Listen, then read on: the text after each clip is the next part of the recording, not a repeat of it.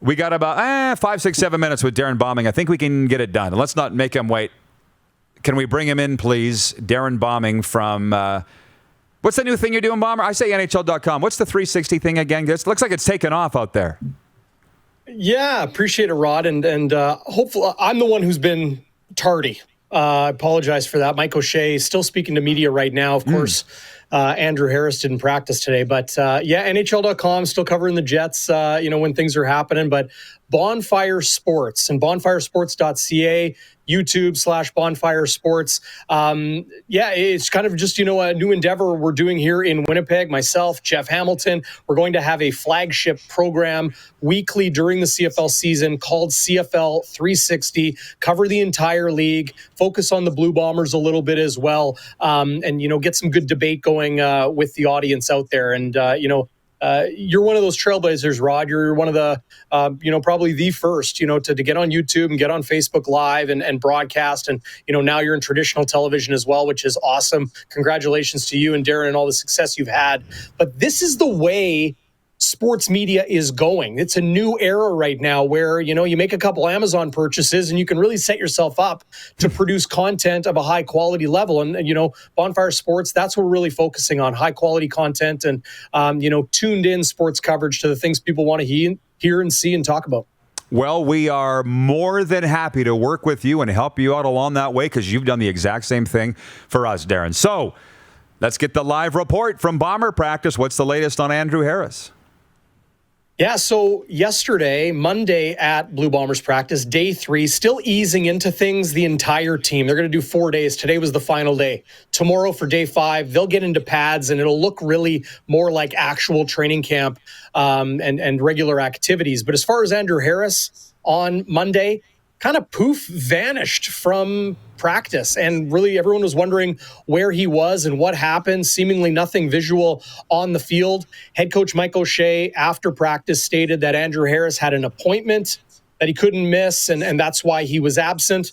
But there he was today. No cleats, no gear, and just watching on in a baseball cap for day 4 of training camp. Now, it is the early going. Somebody like Andrew Harris, it is a lot about load management. He's 34 years of age. He's touched the ball a lot, tons of receptions, and obviously leading the league in rushing in each of the last 3 seasons.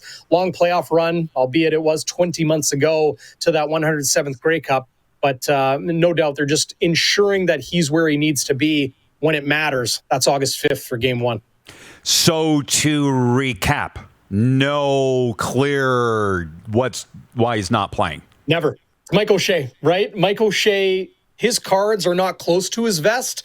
They're in the lining. You're never going to see them, and he's never going to show them. So, that's the way it's been under O'Shea for 6-7 years in Winnipeg here. And really, we just report what we see from the outside and ask for comment, from the head coach and from the other support staff. But it's not cloak and dagger as much as it's protecting the individual players. He respects those players as men and as professionals. If they need a day or if they're struggling through something that might take a couple days, he doesn't want to really reveal to the world that, he suffered an injury in camp.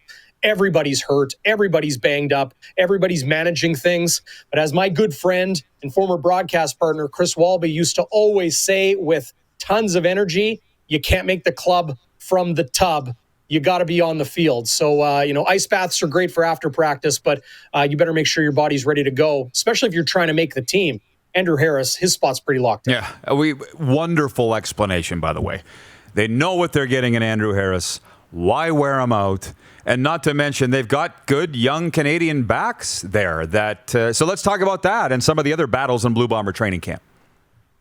Well, the player that I know a lot of your audience is probably familiar with, Kyle Bursa, great running back at the University of Regina. I covered a number of his games alongside, Darren DuPont and Canada West TV over the last couple seasons. He's a heck of an athlete, and he just adds to already a pretty strong trio of Canadian backups to Andrew Harris. You've got Johnny Augustine, who I think was with the Rough Riders for a splash of time, undrafted out of Guelph. Phenomenal athlete, and somebody when called on has done a great job. But the man who's getting the touches from Zach Collaros and that first-team Blue Bombers offense is a 2019 draft pick and who had an injury in 2019, kind of a nasty one in breaking his ankle, and that's Brady Oliveira, another Winnipeg native in addition to Nick Dembski and Harris and Mike Benson, the long snapper, and so many others. Brady Oliveira, no doubt he is excited and champing at the bit to show people what he can do. University of North Dakota, had a great collegiate career, has all the physical tools.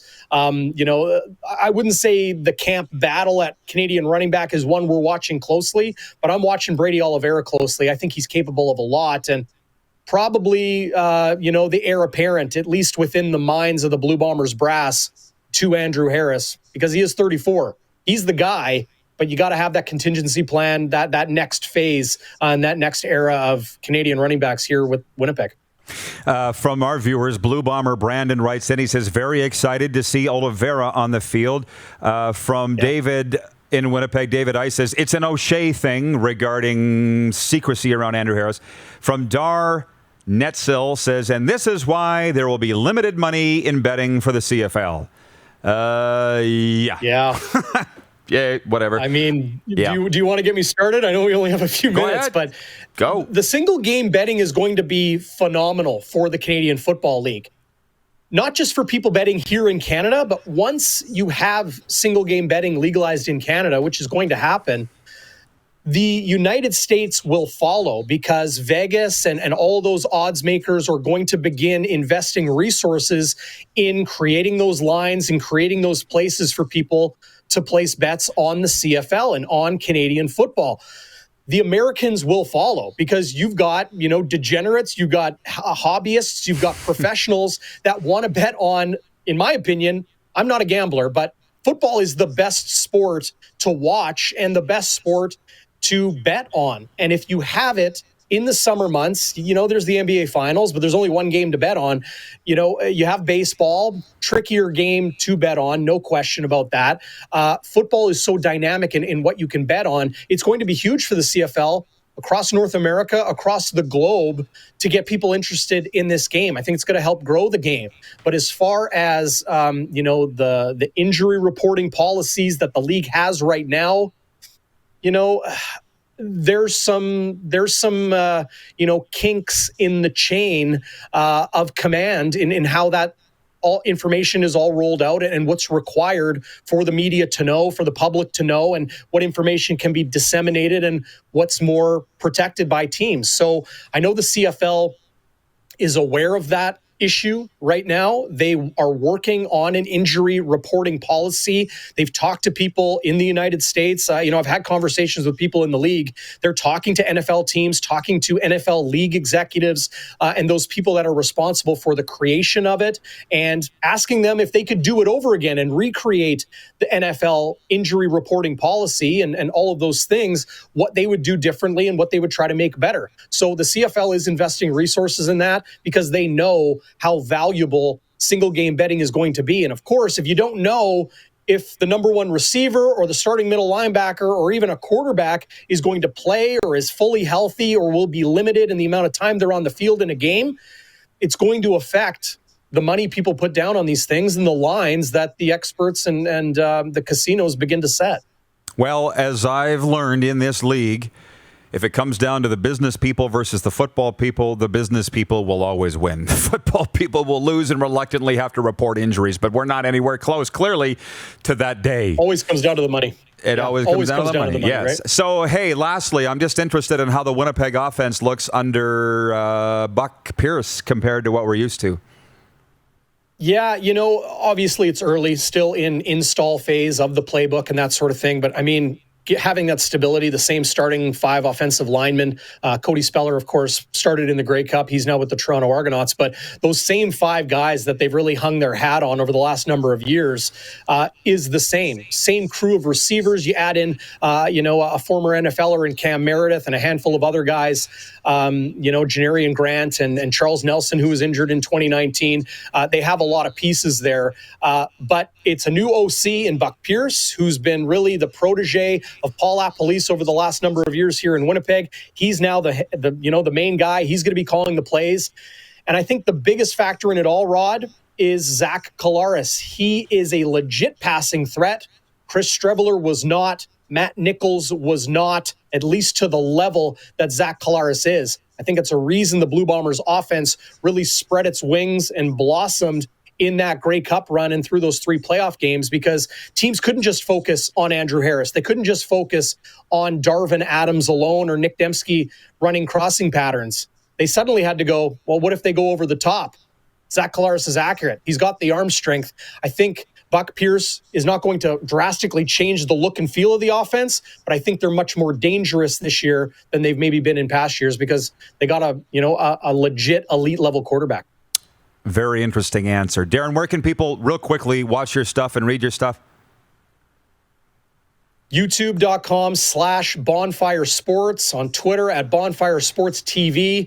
If you can't remember all that stuff, bonfiresports.ca. That's where you'll kind of get your launching point. And really looking forward to launching CFL 360 in the coming weeks. It's going to be a heck of a lot of fun. Darrin, thanks for fitting us in today, man. Keep it up. Let's keep in touch. Yeah, absolutely, Rod. Be well. Take care. Darrin Bauming joining us from Bonfire Sports out of Winnipeg, longtime TSN radio, and currently still NHL.com. You're watching Rod Pedersen On Demand. For more of The Rod Pedersen Show, visit rodpedersen.com or follow Rod Pedersen on social media.